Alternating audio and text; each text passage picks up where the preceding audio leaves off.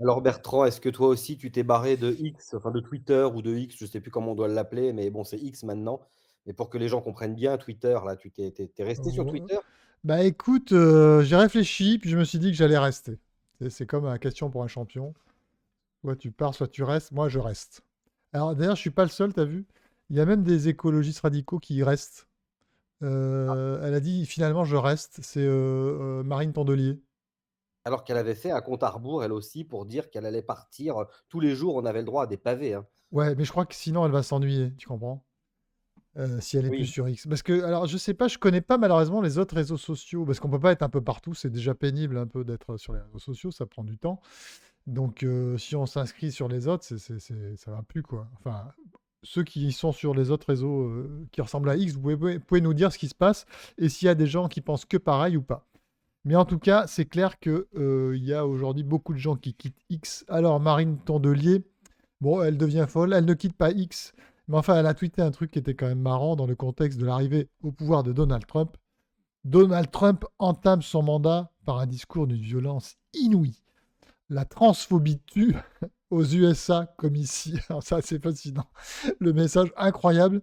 Elle reste sur X, mais heureusement qu'on l'a quand même, parce qu'on va pouvoir rigoler maintenant que Sandrine Rousseau est partie, quoi. Bon, j'ai écouté le discours de Trump. Alors évidemment, c'est pas un discours policé comme on peut en entendre en Europe, hein, mais ça correspond au personnage. Et puis bon, c'est une violence inouïe, il faut pas exagérer. Puis j'ai pas vu vraiment le rapport avec la transphobie tue. Oui, ah oui, il a dit qu'il y avait deux sexes, les hommes et les femmes, ou le mâle et la femelle. Ça, c'est vrai. Alors, je sais pas si c'est de la transphobie, mais en tout cas, voilà, elle en est là. Donc, on va bien rigoler. C'est la nouvelle Sandrine Rousseau avec sa petite veste verte. Alors après, alors t'en as qui vont nous manquer. Alors d'abord, c'est Yannick Jadot. Yannick Jadot a dit: Je quitte X parce que Musk pardon, soutient l'extrême droite allemande. Ah bon, parce qu'il a fait une interview. Alors c'est vrai qu'il le soutient. Alors faut reconnaître bon, que, en fait, je peux le dire maintenant, mais si tu veux, c'est vrai qu'il prend un risque finalement, Musk, puisqu'il se met vachement en avant, c'est son réseau social. Et normalement, quand tu fais du business, ta personnalité ou ce que tu dis compte vachement. Donc tu essayes d'être neutre. Donc c'est vrai que c'est étonnant ce qu'il fait, Musk, il faut reconnaître. Tu vois, de se positionner aussi franchement. Parce que c'est quand même son business, donc ça pourrait avoir une influence négative sur son business. Tu vois, ça c'est toujours lié aux entreprises qui ont des personnages emblématiques. Tu vois, Stéphane Plaza Immobilier en ce moment, c'est pas génial quoi. C'est un peu le défaut du truc. Et tu avais aussi, tu sais, la marque que j'aime bien d'ailleurs, Michel et Augustin, je crois que c'est ça, Michel et oui. Augustin. Et à un moment donné, il y a quelques années, ils avaient accusé d'être justement des droitards. Et alors, justement, comme leur marque était vachement liée à leur personne, le fait qu'ils soient identifiés comme des droitards, pour faire simple, ben, ça avait eu un impact à un moment donné sur leur business. Il y avait des débuts de polémique dans les médias de gauche, sans doute, voilà. Et donc, évidemment, quand tu as un truc qui est très lié à ta personne, ton business peut en pâtir. Mais Musk n'a absolument pas peur de ça. Il parle, mais je crois pas que ça. Il parle comme si c'était n'importe quel membre de X finalement. Tu vois, les algorithmes, je ne crois pas, favorisent la visibilité de ses tweets. Enfin, je ne crois pas en tout cas. Après peut-être que Musk, en bon visionnaire, a anticipé aussi une tendance, à une droitisation peut-être de la société et quelque part, bah, il est en avance en fait sur ce qui se passe et il dit des choses qu'un maximum de gens veulent entendre. Regarde, si Michel et Augustin avaient eu cette polémique maintenant, peut-être que leur vente aurait explosé. Ah oui, c'est possible, oui, tu as raison. Bon, Stéphane Plaza, c'est Donc un on peut autre cas. Je ne sais pas si ça va durer longtemps, mais c'est le risque quand voilà, voilà. Mais bon, c'est quand même étonnant son truc, mais il le fait, et il dit ce qu'il pense. Et c'est vrai qu'il faut quand même se souvenir aussi, je voudrais dire ça, c'est qu'avant que Musk arrive, il y avait quand même la parole était moins libre sur X, précisément. Et la parole qui était plutôt située à droite ou. Et puis, tu sais, il y avait eu les Twitter Files, justement, sur toute la polémique avec le fils de Biden, de Joe Biden, etc. Et donc, tu avais aussi des gros, gros problèmes ou des choses pas très claires qui ont été faites pendant enfin, lorsque Twitter, enfin, lorsque c'était encore Twitter et non pas X. Et donc, le réseau n'a pas finalement extrêmement changé, si ce n'est que la parole est plus libre qu'avant. Et cette parole vient effectivement d'un camp plus que d'un autre. Eh oui. Et c'est ça qui les embête en fait, c'est qu'ils ont plus, ils tiennent plus le crachoir finalement. Et donc, il décide de quitter la scène. Alors, tu as aussi Sandrine. Alors, Jadot, il a quand même dit aussi, je quitte X parce que le climato-scepticisme n'est pas une opinion, mais un négationnisme scientifique qui plonge l'humanité dans le chaos. Bon, bon, toutes les conneries habituelles. Voilà. Alors, est-ce qu'on est climato-sceptique parce qu'on dit qu'il n'y a pas de crise climatique ou qu'on peut s'adapter parfaitement bien? Tu vois, où est la limite? Je veux dire, on a le droit de discuter. Bah, barre-toi si tu as envie de te barrer, ça nous fera des vacances. Voilà. Et puis, tu as aussi Sandrine Rousseau. Alors, elle, j'ai vu, son dernier tweet date du 20, donc je crois qu'elle est partie. Feu Sandrine Rousseau. Nous Ah non. pouvons faire un petit moment de silence. Donc, elle a dit que c'était un forum d'extrême droite qui servait la conquête du pouvoir. Bon, je sais pas si... oui, ça peut éventuellement servir la conquête du pouvoir, mais voilà. Ils se retirent, en fait, tous ces gens se retirent de la scène, je pense, la queue basse. Alors bon, ça fait un peu masculinité toxique, cette expression, mais je l'utilise quand même. Donc ils partent la queue basse parce que je pense qu'ils ne veulent pas assister à leur propre défaite, si tu veux. Il se retire dans un EHPAD pour pouvoir mourir à l'abri des regards. Parce que je pense que l'idéologie de l'écologie radicale est en train de s'étioler, parce que ça ne tient plus. Et d'ailleurs, on va voir que pourquoi ça ne tient plus, n'est-ce pas? Parce que tu as eu quand même des nouvelles qui correspondent, qui sont le pendant. Alors, eux s'en vont, mais aussi tu as de l'afourisme dans l'air en ce moment. Alors, on Faut a... juste rappeler quand même ce que Oui, c'est que l'affouérisme, pour oui. ceux qui ne sont pas forcément au fait de ce qui se passe en Argentine et d'une manière générale de l'expression afuera. Donc, Oui, je te laisse mais peut-être rappeler. tu peux nous éclairer d'ailleurs. Bah, c'est tout simplement le slogan de Javier Milei, donc qui est président Voilà, argentin depuis 1 an, je crois maintenant, un oui, peu plus d'1 an et qui a un excellent bilan, économique d'ailleurs et qui avait, fait toute sa campagne sur le fait de réduire en fait l'endettement public et aussi de désosser un peu un État, beaucoup trop gros et beaucoup trop coûteux. Donc avec l'expression afuera, ce qui veut dire dehors, c'est c'est remettre ça. dehors en fait tout ce qui est inutile au bon fonctionnement de la société, quoi. Voilà. Et donc, il y a un certain affouérisme qui concerne essentiellement, ça on l'avait dit de toute façon, le sujet écologique. On a vu aujourd'hui même, alors là nous enregistrons, on est jeudi soir, une déclaration, une interview dans le journal du dimanche de Jordan Bardella qui annonce qu'il faut quitter le Green Deal. Alors ça fait suite à quoi? Bah, à l'arrêt aussi du Green Deal annoncé par Donald Trump le premier jour de son mandat. Donc il a dit, parce qu'il y avait aussi un Green Deal aux USA, et un Green Deal qui avait à peu près les mêmes objectifs qu'en Europe, hein. C'était une réduction drastique des émissions de gaz à effet de serre.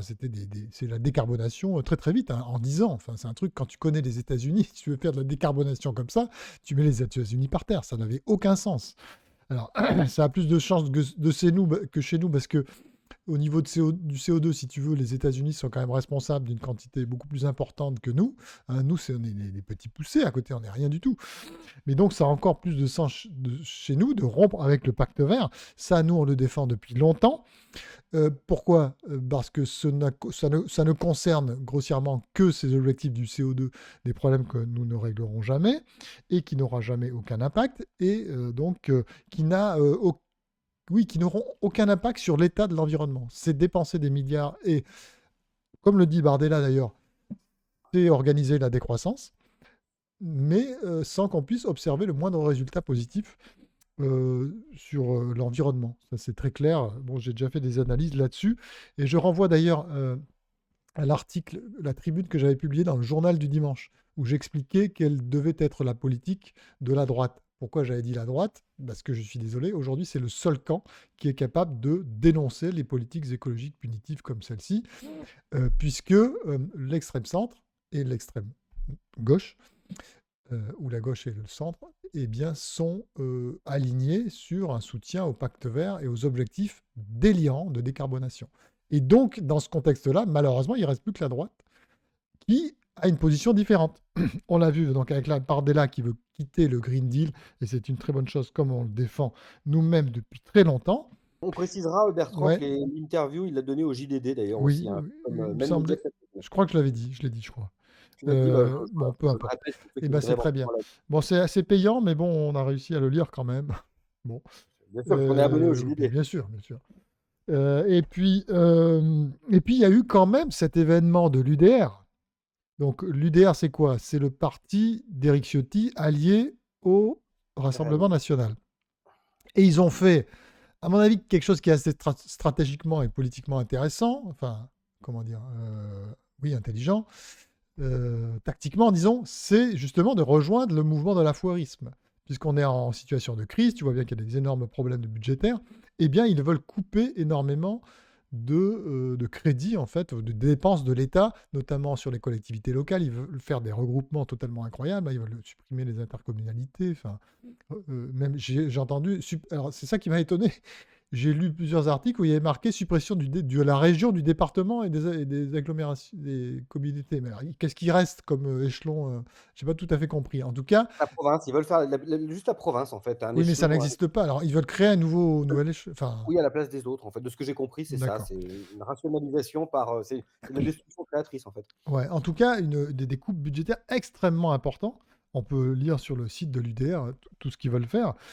Et évidemment, dans le contexte de l'arrivée de Trump et de tout ce qui se passe en ce moment, c'est assez intelligent simplement de se mettre en situation de surfer sur une vague. De toute façon, la vague va nous passer dessus, hein, comme on l'a analysé maintes fois ici, parce qu'en fait, maintenant, cette chaîne, c'est une chronique d'une mort annoncée de l'écologie punitive. C'est vraiment ça. On est sur la pente et ça ne s'arrêtera pas. Donc c'est pour ça que je dis souvent aux organisations de chasseurs, d'agriculteurs, même à certaines entreprises, de refuser maintenant de discuter de certains points, de faire la politique de la chaise vide, par exemple dans des commissions, dans les ministères, dans les régions, etc. Il faut faire la chaise vide sur tous les éléments d'écologie punitive, hein, zéro artificialisation nette, la restauration de la nature, les ZFE, bon là, elles sont mises en place, mais vous voyez, tu as toujours des discussions préalables à la mise en place de ce genre de politique. Non, il faut refuser de parler. Et là, c'est le moment de le faire parce que on est sur cette pente qui arrive. Donc plutôt que de vouloir, oui, pactiser finalement ou travailler avec ces gens-là, il faut, à mon avis, sur ces thèmes-là, faire un refus systématique pour accélérer en fait la chute parce que de toute façon, elle aura lieu. Ensuite, tu as par exemple une info, bon ça c'est plus anecdotique, mais une suppression des crédits qui a été votée au Sénat, je ne sais pas si ça ira jusqu'au bout, mais de l'agence bio qui est là pour défendre l'agriculture biologique. Alors c'est pas que nous on défende pas l'agriculture biologique, hein, mais c'est des signes quand même qui se rajoutent les uns aux autres. Et enfin, tu as quand même Séjourné. Alors Stéphane Séjourné, notre commissaire européen préféré à l'industrie, dont on avait analysé le discours totalement délirant, eh bien, bon, qui parle pas très bien. Alors des fois, on se demande si c'est pas des erreurs de langage qu'il fait. Je déconne qu'à moitié, franchement. Ça a même été écrit dans les journaux. Parce qu'il a dit, si tu veux, il est là il y a une politique de l'Union européenne qui est la directive sur le reporting ESG. Alors ESG, c'est les critères environnementaux, sociaux et de gouvernance. Et les critères ESG, tu as une directive, donc en fait, ça concerne certaines grosses entreprises qui sont obligées de faire un reporting absolument enfin, très très contraignant, très très important. C'est des centaines de pages quoi, sur les aspects environnementaux, sociaux et donc de gouvernance.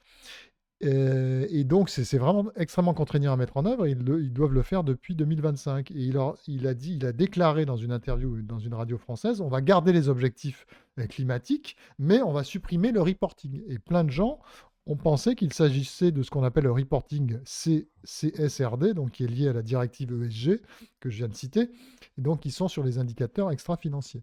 Alors il y a plein de gens autour de lui qui ont rétro-pédalé, mais c'est quand même des signes, tu vois, qui s'accumulent pour dire qu'on est dans un mouvement d'affouérisme très clair.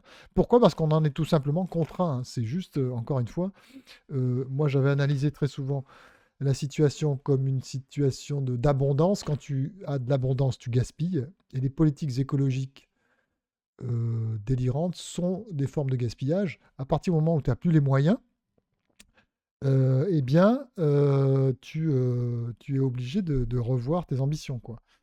Euh, donc voilà. Et puis alors, tu as une dernière info quand même assez intéressante là qui est sortie aussi, qui vient de sortir à l'instant, j'allais dire aujourd'hui encore. C'est un début de scandale alors sur du lobbying qui aurait été pour le pacte vert, puisqu'on est toujours dans ce cadre-là, qui aurait été financé par la Commission européenne via des ONG. donc pour faire du lobbying sur certains députés de l'Union européenne, du Parlement européen. Et donc, il y aurait eu des contrats obligeant certaines ONG, je cite l'article du Point, à cibler des députés spécifiques pour soutenir Timmermans, qui était donc l'ancien commissaire, Frans Timmermans des Pays-Bas, qui était ancien commissaire au Pacte vert, justement. Et donc, tu aurais aussi des fonctionnaires qui auraient travaillé pour des campagnes de com pour faire du lobbying. Donc, ça nous rappelle d'ailleurs nos amis de Quota Climat, tu sais, qui sont aussi une organisation de lobbying pour nous faire taire, nous et d'autres, pour rendre notre parole illégale, tout simplement, il n'y a pas d'autre mot. Eh bien, ces gens-là sont financés par l'Assemblée nationale, puisque à la tête de ce quota climat, il y a des assistants parlementaires, donc des gens payés par l'Assemblée nationale. Et tu as aussi un haut fonctionnaire de l'Assemblée nationale qui est aux responsabilités de cette organisation quota climat. Donc, c'est d'une certaine manière, c'est un peu la même chose. Enfin, ça y ressemble en tout cas. Donc voilà dans le contexte dans lequel on est. Donc, je comprends pourquoi les écolos se barrent de X. Hein. Ils veulent pas avoir Ah, leur, tu sais leur que Co déchéance. tu sais que Quota Climat a reparlé d'Action Écologie, pas plus tard qu'il y a quelques jours. Oui. Ah Parce oui. qu'ils ont et beh, Mhm. oui, parce qu'ils ont partagé un espèce d'article, on ne peut pas appeler ça une enquête, mais un espèce d'article un peu bizarre de Mediapart Mhm. qui a essayé d'enquêter sur Action Écologie, mais c'est pas une enquête puisqu'ils ont dit que des choses que tout le monde sait. Alors entre des choses que tout le monde sait et des approximations, voire des mensonges, il y a pas vraiment de révélation dans ce Ouais, papier. alors certaines personnes apprendront des choses, peut-être, mais des choses totalement fausses et totalement déformées. Enfin, tu sais, je connaissais pas vraiment Mediapart. J'ai pas beaucoup lu d'articles de Mediapart, mais je pensais que c'était des journalistes un peu sérieux d'investigation. Là, franchement, quand on est concerné, on se rend compte qu'ils sont vraiment nuls, quoi. Et je sais pas où la journaliste a eu son diplôme de journaliste. Elle s'appelle Lucie Delaporte. Mais je m'interroge. Bon, je m'interroge aussi, faut-il un diplôme pour être journaliste? Bon, je crois pas, mais peu importe. Il faut avoir un peu de jugeote et d'honnêteté intellectuelle. Et c'est là le problème, si tu veux. C'est qu'on invite tout le monde à aller voir sur notre site actionécologie.org pour lire l'article de Mediapart. Donc, vous allez apprendre que nous sommes d'extrême droite, nous sommes copains avec Donald Trump et Madame Mélanie, parce que vous comprenez, j'ai écrit des articles sur Tolkien, par exemple. Et il se trouve que Mélanie est une passionnée de Tolkien, vous voyez. Ce qui me fait que je dois être proche intellectuellement de Mélanie. C'est à peu près ce qui est dit dans l'article. Enfin, c'est ce genre de conneries qu'elle dit à peu près. C'est à peu près ça. Et comme j'ai cité aussi l'éperlan l'autre jour dans une émission qu'on a fait, et que Trump a fait la même chose, eh bien, je suis de la même trempe et je pense comme Trump. Tu comprends? Bon, elle n'a rien compris, elle ne nous a pas écoutés manifestement, mais peu importe, enfin, c'est un tissu de conneries. Donc, on vous invite à aller voir ça et je vais préparer un droit de réponse, bien sûr, et vous verrez l'ampleur, comment dire, du désastre journalistique que représente cet article. Alors ce qui est surprenant d'ailleurs, c'est qu'elle a parlé de plusieurs choses autour d'Action Écologie, y compris du fameux colloque donc qu'on a organisé en novembre dernier à l'Institut de France, pour expliquer qu'il y avait pas beaucoup de monde et cetera. Alors ce qui est surprenant, c'est qu'elle était pas là. Ouais. Donc on a eu comment dire? Un article sur le colloque qui a été fait par un journaliste du Nouvel Obs qui s'appelle Eric Achiman, mais qui au moins était là. Alors il est pas très poli, il est pas venu dire bonjour, il nous a pas salués et surtout il t'a pas confronté par rapport à ce qu'il a dit. Ouais. D'accord, il aurait dû le faire normalement, mais au moins il était là. On a pu physiquement constater sa présence. Mmh. Il est venu au colloque, voilà. On sait qu'il est pas là pour faire de la retape pour Action Écologie, au contraire. Ouais, Donc on s'attendait à ce qu'il soit pas forcément très sympa. Mais le problème de Lucie Delaporte, c'est que qu'est-ce qu'elle a fait? Est-ce qu'elle s'est basée sur ce qu'Éric Eschiman a écrit ou elle a inventé? Enfin, comment moi, je ça se pense passe? qu'elle lui a téléphoné. Elle dit alors, et puis lui, comme ça, enfin, il faut voir que ce journaliste du Nouvel Obs, si tu suis un peu ses écrits et tout, tu vois aussi que c'est un militant Tout écologiste, en à fait. fait. C'est toujours la même chose. Et Lucie Delaporte, c'est un peu la même chose. Et donc, elle a aussi beaucoup critiqué Erwan Seznec et Le Point, parce que Le Point aurait servi de caisse de résonance d'Action Écologie. Mais tu vois, c'est fou. Tout ça, pourquoi? Parce que nous avons fait un article avec Le Point, une interview, où nous parlions des petites fleurs et des petits oiseaux. Alors, nous sommes très dangereux, hein, où nous avons dit que des choses vérifiées. Enfin, j'ai d'ailleurs fait un droit de réponse qui n'a pas été publié par l'AFP, mais que nous allons publier nous-mêmes, parce que normalement, ils sont dans l'obligation de publier le droit de réponse. Donc j'en ai fait un sur l'article de l'AFP, donc vous pourrez le lire, on vous le donnera. Et puis, le deuxième chose qu'on a fait vraiment qui était insupportable, c'est un colloque au sein même de l'Institut de France. Alors ça, et puis ça s'appelait Comprendre le phénomène écologie. Et ils ont tous dit, elle a répété d'ailleurs, je vais dire enfin, bêtement, c'est tout ce qu'ils ont retenu, c'est un colloque climato-sceptique. Voilà, parce qu'il faut qualifier les choses de ce genre-là pour les exclure de, de la Débat. morale, enfin, du débat, enfin, Débat de ce tout que tu veux, simplement, quoi. c'est Voilà, c'est c'est c'est ça. exactement ça. On en revient d'ailleurs au début de l'émission avec tous ces gens qui quittent X en disant: «C'est un instrument de pouvoir», et cetera. C'est parce que c'est pas le pouvoir pour eux, en fait, tout simplement. Donc Oui, c'est ils ça. C'est qu'ils sont plus, ils dominent plus intellectuellement, c'est et ça. donc c'est, mais ça ressemble un peu à un sauve qui peut, si tu veux. C'est D'ailleurs, Marine Tondelier voulait interdire, X. Elle l'a répété, elle a dit: «Je suis restée sur X pour, continuer le combat» et cetera. Mais elle a aussi, publié plusieurs fois des tweets dans lesquels elle appelait en fait, enfin, elle l'a dit d'ailleurs dans des émissions de télé, dans lesquelles elle appelait à comment dire? À une suppression en fait du tout simplement oui, de X. mais le problème, c'est que tu as aussi des gens de l'extrême centre qui sont sur ces positions. Et bon, parce qu'on peut s'attendre à ce que les Verts fassent de l'écologie idiote comme d'habitude, donc on n'est pas étonné. Mais quand même, les gens qui sont au pouvoir aujourd'hui, alors il y a Thierry Breton, alors il n'est plus au pouvoir, mais il y a quand même ses copains qui sont là toujours, qui veulent pareil, hein, d'une certaine manière, interdire X. Bon, ils n'y arriveront jamais, enfin, je crois pas en tout cas. Et puis des hauts responsables en Europe et je crois au ministère, au gouvernement aujourd'hui. Donc il y a des propos quand même très très étonnants. Alors que X n'a pas tellement changé. Oui, c'est une foire. X, si tu veux, c'est un bistrot. C'est un bistrot où tu rencontres. Alors ce qui est génial, c'est que d'habitude au bistrot, tu rencontres tes voisins, quoi, obligatoirement. Mais là, eh ben, nous pouvons rencontrer Marine Tondelier et puis tous les gens célèbres, en fait. C'est un bistrot où il y a des gens célèbres et des gens qui ne sont rien, comme dirait Macron. Et donc c'est ça X, en fait. Et donc c'est des discussions. Il y a un peu de tout, si tu veux. Ça va dans tous les sens. Bon, ça... Ben oui, c'est le principe. Mais c'est aussi, c'est devenu un canal d'information très intéressant. D'ailleurs, c'est ce que dit Musk, on n'a plus besoin des médias, on va s'informer directement. Il y a quand même un truc qu'il faut absolument reconnaître, un gros progrès d'information, moi je trouve, c'est les notes de la communauté. Oui. On en a été en partie victime, j'allais dire même, parce que sur l'article sur la biodiversité, il y avait une note de la communauté, pour nous, qui nous était plutôt défavorable, on va dire comme ça. Mais souvent, il y a quand même des trucs très, très, très, très. Voilà, c'est pas mal ces notes de la communauté parce que ça n'a rien à voir avec le fact-checking qui est fait par des tiers qui ont une idéologie en fait. Là, Bah, on non, c'est voit des gens d'ailleurs, qui se rassemblent pour écrire, qui essayent de remettre du contexte, etc. Et souvent, c'est vachement efficace. Et ça, on c'est un voit d'ailleurs progrès énorme.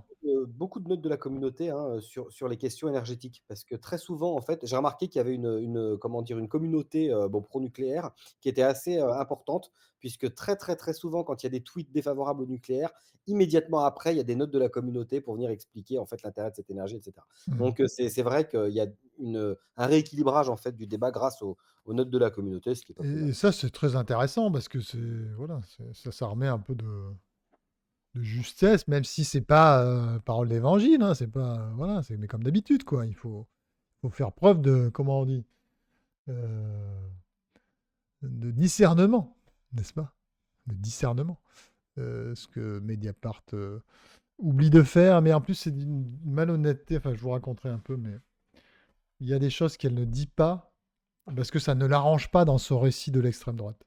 Et notamment le fait que j'ai toujours dit ici sur cette chaîne et partout, dans toutes mes interventions, il ne fallait pas mêler les thèmes écologiques aux marqueurs idéologiques de la droite ou de la gauche. Et moi, je l'ai dit très fortement pour les gens de droite, parce que c'est des gens qui nous suivent plus. Arrêtez de vouloir mêler vos obsessions identitaires, qui peuvent être légitimes, hein, au thème de l'environnement. J'ai pas arrêté de le dire, ça. Et je lui ai dit au téléphone à la journaliste. Elle aurait pu dire, elle aurait pu le dire, ça, si elle avait été honnête. Mais je crois qu'elle ne l'est pas. Eh ben, Voilà. Merci Bertrand sur ces belles paroles, on attend avec impatience ton droit de réponse et on invite les gens donc à commenter, liker, à partager, à aller lire aussi éventuellement, ce qui a été fait, hein, et puis à nous suivre sur X, Oui, puisqu'on parlait de X. Voilà, bah, on est maintenant qu'il y a plus, maintenant qu'il y a plus Sandrine Rousseau, pour ceux qui ont envie de lire des choses intelligentes, suivez, le compte d'Action Écologie, voilà. exactement et on remercie aussi ceux qui ont répondu à l'appel à témoins sur l'OFB, hein. Il y a eu Patrick, notamment un éleveur de Bretagne, on le salue s'il nous regarde, dont le troupeau a été attaqué par des loups et voilà, Je pense que tu auras l'occasion d'en reparler. voilà, j'espère. À très vite et abonnez-vous.